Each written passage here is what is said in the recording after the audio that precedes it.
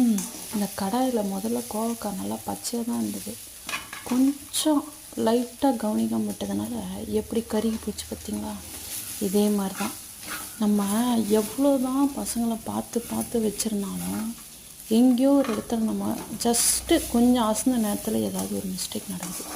எல்லாரும் justice for Srimathi, justice for Asifa எல்லாம் வரிசையாக போட்டுன்னே வரலாம். ஒரு 2 மாதம், ஒரு 3 மாதம் அது அடங்கன்னு தான் மறுபடியும் புதுசாக ஜஸ்டிஸ் ஃபார். இது எல்லாத்துக்கும் மெயின் ரீசன் வந்து போதைப் பொருள்னு ஒன்று புதுசாக உள்ளே வந்தது.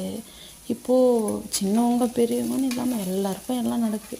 அதை மொத்த கவர்மெண்ட்டும் தடை செஞ்சாங்கன்னா மட்டும்தான் எல்லா ஜஸ்டிஸும் கிளியர் ஆகும். இனிமேல் ஜஸ்டிஸ்ன்னு கேட்க வேண்டியது கிடையாது. எரியறத நிறுத்தணும்னா கொதிக்கிறது அடங்கணும்னு சும்மாவா சொன்னாங்க? நீங்கள் என்ன சொல்கிறீங்க? கமெண்ட் பண்ணுங்கள்.